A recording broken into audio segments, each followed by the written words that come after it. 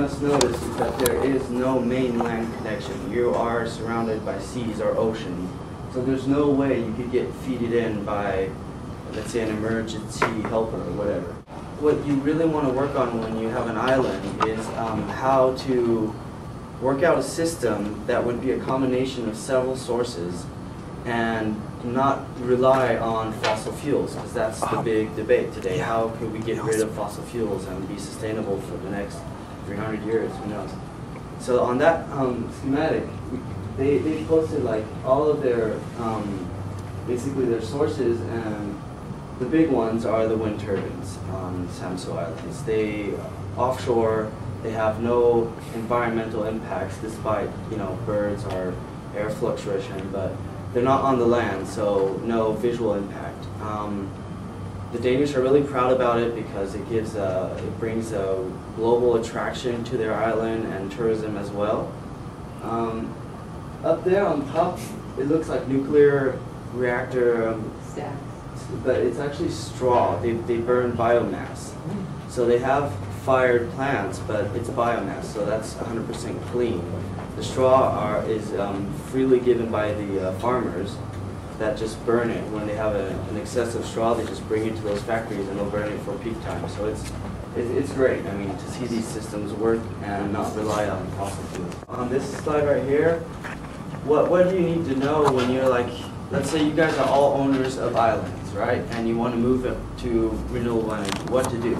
Well, the first step is to study where are you located? What do I get? Am I a cold island? Am I big, small? Where am I? So you have to study, go through all of these resources. You have to know if you have a lot of sun. You have to know if the offshore wind or inland wind is good. Tidal energy is tomorrow's new big energy.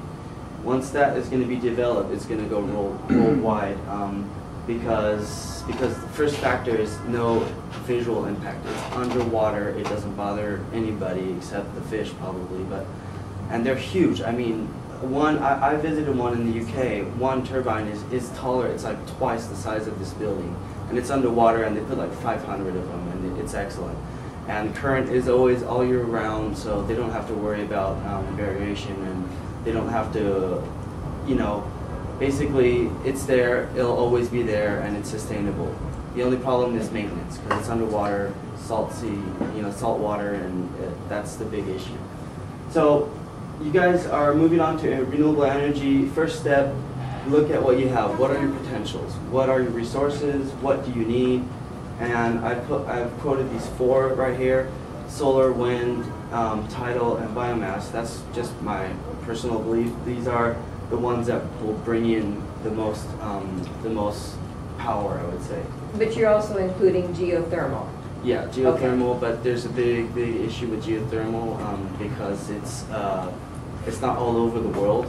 Correct. Only like a little percentage of islands have geothermal. Oh. Even though if we hear about Hawaii, there's a problem of earthquakes and the volcanic activity makes the ground move, and it's unstable kind of. They break the pipelines all the time, so that's why it's not really reliable yet. But even though in Iceland it hasn't.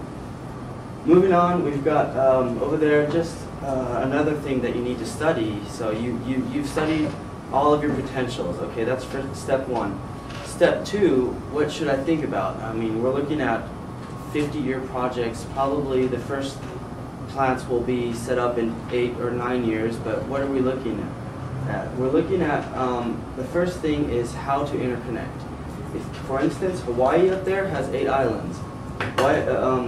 Why just like work on one island if you could interconnect all of them and have like a super grid and just feed in wherever you need at the same time, store energy, and have a smart grid? So that's one of the steps you have to look like for 30 years. It's like, how could I interconnect? If I'm in the middle of the ocean, then I can't interconnect. Obviously, I'm alone. But if you do, please try to think about that.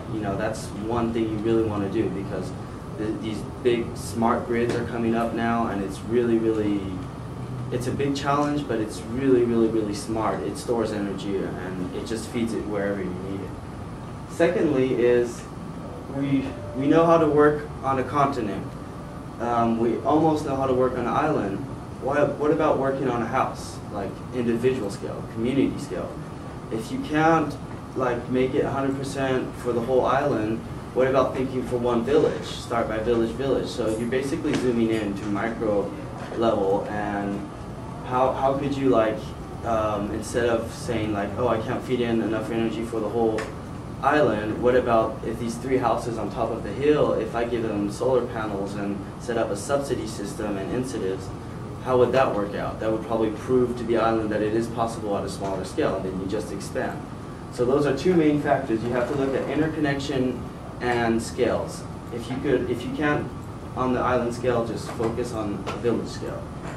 And finally, as an investor, you will be looking at new technologies. You will be looking forward, to prove that, you are strong, you are 100% renewable energy, and you will be like looking at these technologies which have been tested all around the islands.